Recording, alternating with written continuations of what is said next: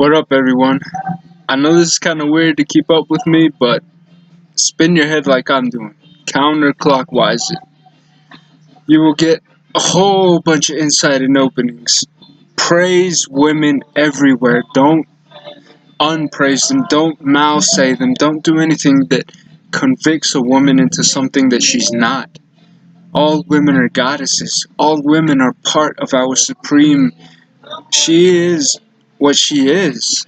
And she has created all of us the way she has. Yes, we're being trapped, we're being poisoned, your constant fight is against yourself. But do what I do, trust me, you're gonna break through. I'm keeping my promise. I'm not giving up this time, and I ain't backing down. Poor Bob Marley poured his heart out, sung a lot of songs at first about party life and having fun and sex, until he realized the truth about selling out. When he sold out, he started making his redemption songs, all the songs about truth and freedom. Yes, he was still confused and thinks Jah is a man, but what he really meant to say was Ma. So honestly, listen to his music, praise his words. Don't worship. Worship doesn't help at all. Worshipping is bringing ships of war to whoever you're worshiping. Just praise, feel it, let it go. I'm gonna put up a video in a little bit about how I'm just kicking ass with these clouds and spinning my head. I haven't stopped spinning it for hours now. I've actually been going for an hour, I think, if not more. Spin it. All of Bob Marley's songs will basically tell you the truth. You just gotta open up your mind to them. There's an album called Uprising that I recommend you should listen to. It was one of my favorite albums. I had this shirt since I was a kid. And ironically, on the album of Uprising, Bob Marley is grounded with roots, his arms up to the air, and his head tilted sideways, indicating that he had to spin his head to look at the sun, and the sun right above him. So, Bob Marley found out the truth right before they killed him. Now, I recommend you do the same. There's a bunch of us who are going to go down and take this entire system down. It's a system. It's nothing else, nothing more, just a system. That's what the beast is. That's what the seven beast horn was. All of it. All of it's nothing but a giant system. That's why Grim Nasty says all the paperwork, it's all fictional paper, it's all documented because they need it. They need us to document shit. They need us to have things under paper. If we get rid of the paper, we're superior to them. The sword, when they say the paper's mightier than the sword, that's only because you put it in writing. Destroy any paper you have, and you'll be free from it. I literally destroyed a bunch of papers that I had created thanks to Quasi-Luminous, and I turned them into crap because they don't mean anything. Because in reality, they weren't helping me, they were just chaining me down.